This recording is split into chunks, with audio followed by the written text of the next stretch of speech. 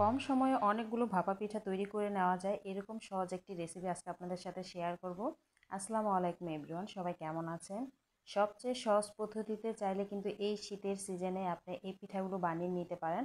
আর এই পিঠাটা বানানো ঝামেলা কিন্তু খুবই কম, আর খুব সহজে কিন্তু একসাথে অনেকগুলো এই ভাপা পিঠা বানিয়ে নিতে পারেন। দেখতে যতটা সুন্দর, খেতে কিন্তু আরও বেশি মজা হয়।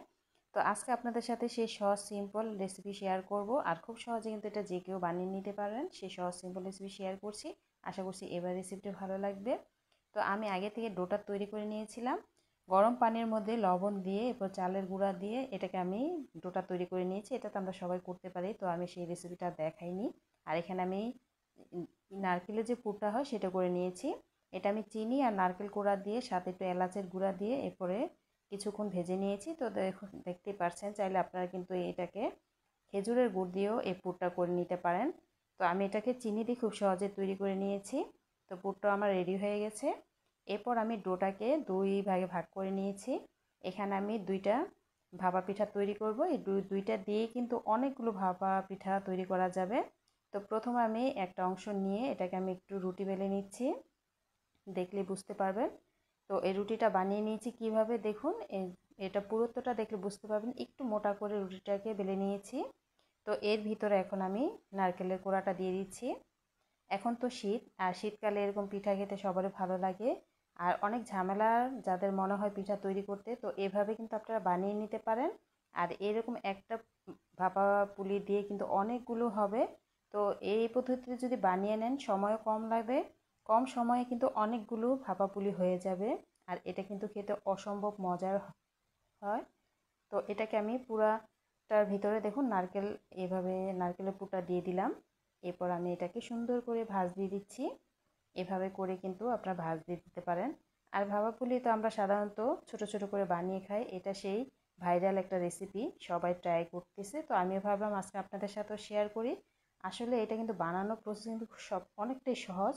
দেখুন, এভাবে একটু ভিতরে পানি দিয়ে এভাবে লাগিয়ে দিবেন, তাহলে কিন্তু ভিতরের পুরটা বের হবে না। দেখুন কত সুন্দর হয়ে গেল।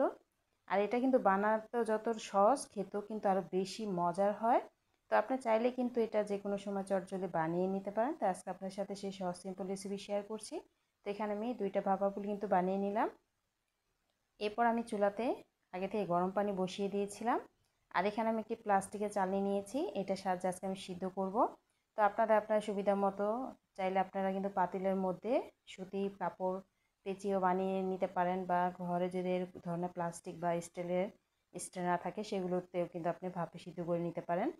তো এটা হতে কিন্তু বেশিক্ষণ লাগে না, 10-15 মিনিটের মধ্যে কিন্তু হয়ে যায় কম সময়তে। তো এগুলো কিন্তু আমার সিদ্ধ হয়ে গেছে দেখুন। এখন এগুলোকে আমি নামিয়ে নিচ্ছি। সবচেয়ে সহজ সিম্পলভাবে কিন্তু ভাপা পুলির রেসিপি শেয়ার করলাম। কেমন লেগেছে অবশ্যই কমেন্টসে জানিয়ে দেন। এরপর নামিয়ে হালকা একটু ঠান্ডা করে এটাকে কেটে নেবেন। বেশি গরম অবস্থায় কাটতে গেলে কিন্তু শেপটা সুন্দর আসবে না। তো আমি একটি চাকুর সাহায্যে এভাবে করে পিস করে নিচ্ছি। মাশাআল্লাহ, দেখুন দেখতে কতটা সুন্দর আর লোভনীয় লাগছে। তো কেমন লেগেছে আপনারা কিন্তু অবশ্যই কমেন্টসে জানিয়ে দিন। আর যদি আপনাদের ভালো লাগে অবশ্যই ভিডিওটা শেয়ার করে দিবেন। আর এরকম অনেক সহজ মজার মজার রেসিপি, পিঠার রেসিপি, শীতকালের রেসিপি আমার চ্যানেলে আছে, চাইলে কিন্তু সেগুলো দেখে নিতে পারেন। দেখুন দেখতে কতটা সুন্দর আর রাজকীয় লাগছে। কিছু ভিন্ন ধরনের পিঠা তৈরি করলে কিন্তু এটা সবার খেতেও ভালো লাগে, সবাই খুব পছন্দ করে। তাই আজকে আপনাদের সাথে সেই সহজ সিম্পল রেসিপি শেয়ার করলাম। কেমন লেগেছে অবশ্যই কমেন্ট বক্সে জানিয়ে দেন। আর আপনাদের কেমন ধরনের পিঠা খেতে পছন্দ করেন, রেসিপি যদি থাকে বলতে পারেন, অবশ্যই আমি ট্রাই করব আপনাদের পছন্দ অনুযায়ী রেসিপি শেয়ার করতে। দেখুন একটি কেটে দেখিয়ে দিচ্ছি, দেখতে কতটা সুন্দর লাগছে। মাশাআল্লাহ। এই তো, সবাই ভালো থাকবেন। আল্লাহ হাফিজ।